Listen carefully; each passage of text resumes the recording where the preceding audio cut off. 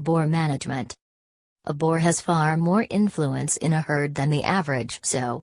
Because a boar has such a tremendous influence within a herd, careful consideration should be given to his selection, management and replacement.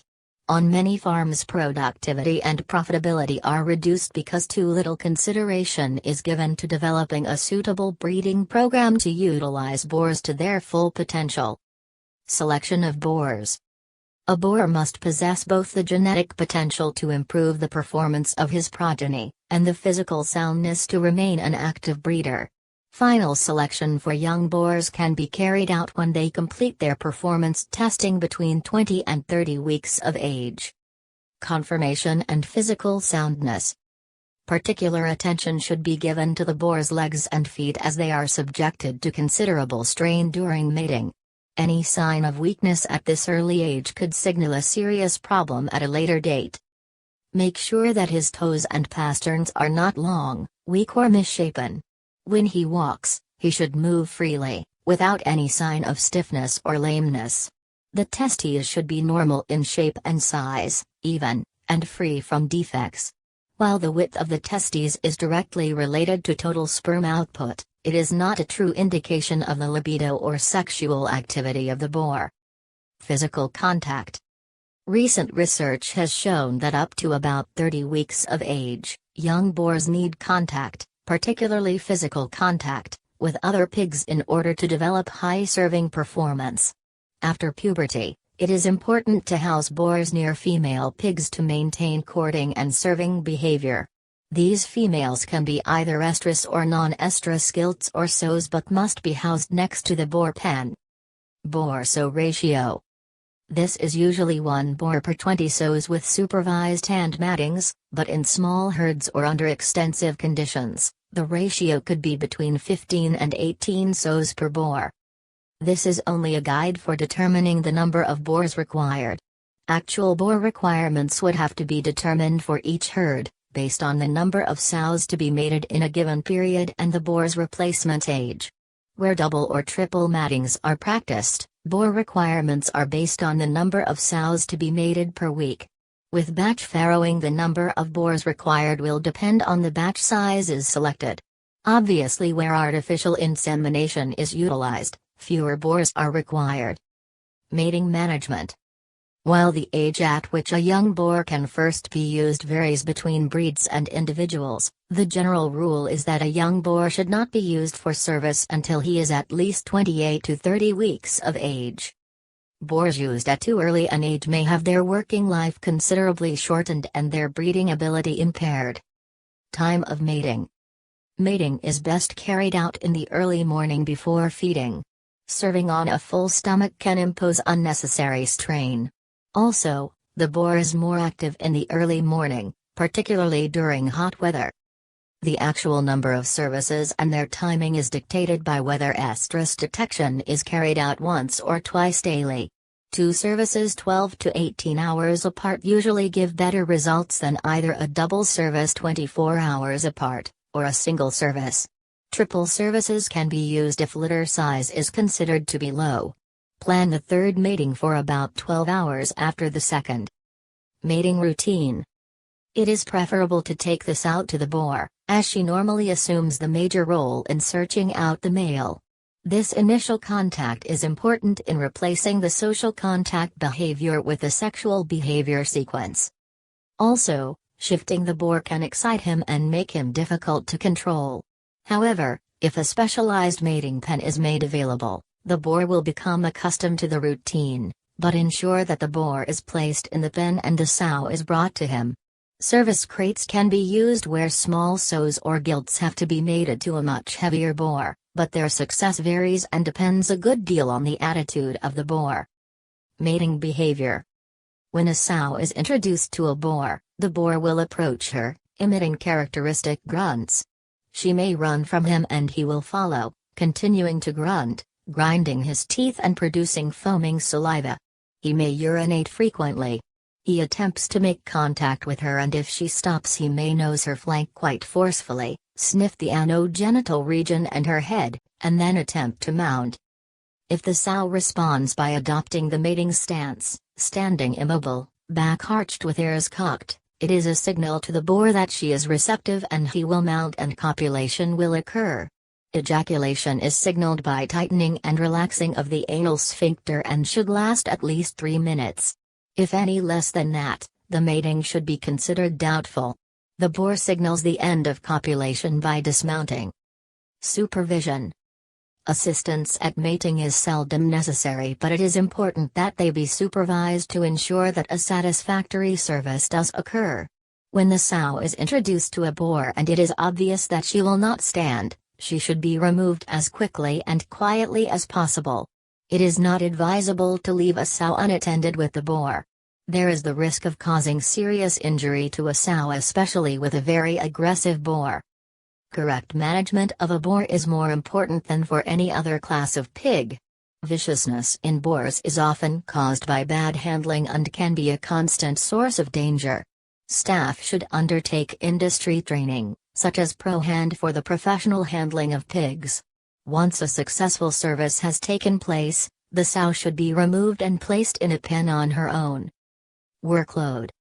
For the first month and during training, the young boar should be allowed no more than 1 sow per fortnight, gradually increasing to 2 sows per week, double service, by the time he is 10 to 12 months of age. As a boar matures, 12 months plus, he could be used on 2 sows per week, double service, to a maximum of 6 mattings per week. Where possible, he should not be used for more than 2 consecutive days. It must be made clear that there are individual differences between boars, and their ability to mate sows varies greatly. Stock hands should be aware of this and adjust a boar's workload accordingly. Crossbred boars appear to have a higher serving performance than purebreds. A record of a boar's mattings is essential to even out the workload and to detect any drop in fertility. A boar may not produce viable sperm on the first few services, or for a short period after stress, infection, or a long rest period. To reduce the possibility of small litters, a second boar could be used over his first few services. A second boar can also be used to even out the workload. Boar comfort. While improvements in housing and accommodation have been achieved, the area that has received little attention has been boar accommodation. When an expensive, performance-tested boar breaks down, producers then realize that inadequate accommodation can prove very costly. Boar pen. If conditions are considered extreme, serious consideration should be given to providing a strong, well-insulated pen for sleeping and feeding. This can be built adjacent to a central service pen. Because boars are alone in their pens, they are particularly prone to the effects of temperature variations. Mature, lean working boars have little fat cover and therefore little protection against the cold. Feeding levels may have to be increased and consideration given to providing bedding or additional warmth during winter. High summer temperatures will also affect boar performance. His libido and general activity are usually affected long before there is an effect on sperm quality. If extremely high temperatures do occur, sperm quality can be affected for up to 6 to 8 weeks. Provision of cooling is recommended. Floor surface. This is easily overlooked, but there is nothing that will give more trouble than a rough or slippery floor. It is particularly common when the pen is used to house the boar and doubles as a service area. During mating, if the floor surface is slippery, a sow may have difficulty standing for the boar. She could easily slip, causing severe injury to herself or to the boar. When a boar mounts a sow, his hind feet are often placed level with or in front of the sow's feet. As he thrusts, he gains leverage from his feet. If he happens to slip, he could easily injure himself. During ejaculation, the boar is immobile, but if the floor is slippery, he may fail to complete the service and become frustrated. The floor should be hard and well finished but not slippery. Providing a service area covered with sawdust, rice hulls, or similar material provides excellent mating conditions. Pen shape and size. The service area should be at least 2.5 meters times 3 meters. It should be free of obstructions and the area should be well lit to allow for easy observation. Gates in particular should be solidly built and made to swing both ways. Circular pens also provide a good service area and work best if placed close to other boars. Feed requirements.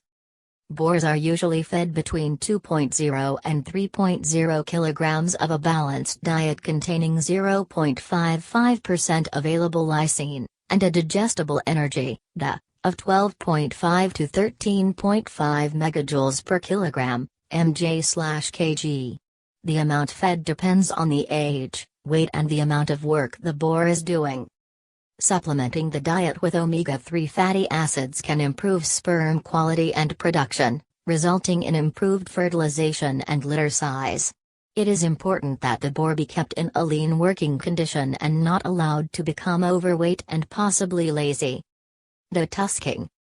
Tusks on a boar are potentially dangerous to the stock hands and the brood sows. The tusk will grow approximately 2 centimeters every 6 months, so it is advisable to detusk the boar at least once a year. The usual method is to restrain the boar by means of a rope with a running noose over the top half of the snout and behind the molar tusks. By pulling tight and tying close to a post or rail, the boar is then fully controlled. Although bolt cutters could be used, they are not recommended as they are difficult to manipulate and invariably shatter the tusk, leaving sharp protrusions. The job is best done using surgical wire. Reluctance to work. A common cause of a reluctance to work is the overuse of a boar or the abuse and overuse of young boars. It is important to emphasize the need to supervise a young boar's first services, to make sure they are successful and that he is in no way injured or frustrated. This initial period will influence his subsequent mating behavior. Boar mating sheets should be used to keep a record of the services performed by individual boars. Used properly, they should prevent overuse of boars and help detect sterility. Make sure boar pens are positioned next to newly weaned sow pens, to maintain interest and activity. Pens for young or small boars can be 2.5 meters times 2.5 meters, rising to 3.0 meters times 3.0 meters for older and larger boars. An alternative is the use of a detection mating area, DMA, which combines the stalling of boars in large stalls, 0.8 meters times 3.0 meters, with an adjacent mating area. The service area should be at least 2.5 meters times 3 meters, with a non-slip surface.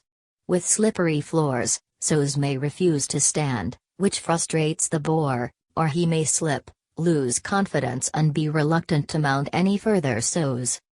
Overfeeding, besides being wasteful, limits the usefulness of a boar and makes him lazy. This can be exaggerated during periods of high temperatures. High temperatures do affect libido and stamina, and provision of wallows, sprinklers or cooling should be provided. Infection or injury can also lead to a reluctance or inability to work. Sore feet and injury to the muscles or ligaments of the back are not uncommon. Rest and test should be the order of the day. Consult a veterinarian as soon as you have any concerns. Replacement. The useful working life of a boar can extend to about 3 to 4 years of age, but by then he becomes too heavy to mate anything but hold sows. He is more prone to leg weakness and his breeding ability and value is doubtful. In order to maintain young active boars that are easy to handle, boars should be culled when they reach 2 years of age. As far as genetic progress is concerned, it is more desirable to replace boars when they are 12 to 18 months of age. Where possible, boar replacements should be planned in advance. Far too often young boars are brought in and expected to immediately perform like a mature boar. A settling-in period is essential, particularly when buying in boars. They need time to adjust to the new environment and develop immunities to new disease organisms. In fact, they should be placed in quarantine and exposed to a low grade of infection from the piggery some 3 weeks before being used. Disease control. If a disease control program is being followed, it is important that the boar be included in any vaccination programs. Likewise, the control of internal and external parasites should include the boar, as he can be a source of reinfection. Consult your veterinarian to develop a suitable health and vaccination program for your boars. Summary: a boar has a tremendous influence on a farm's productivity and profitability. In order to maximize the herd's performance and throughput, boars should receive careful attention. While a manager may implement a suitable breeding program to utilize boars to their full potential, it is the stock person who has the greatest impact on how well the boar will perform during his breeding life. By following basic husbandry principles, the stock person will be able to satisfy the boar's requirements and demands of his working life. Investor Biggie Farms. Kindly subscribe, like and share. Thanks.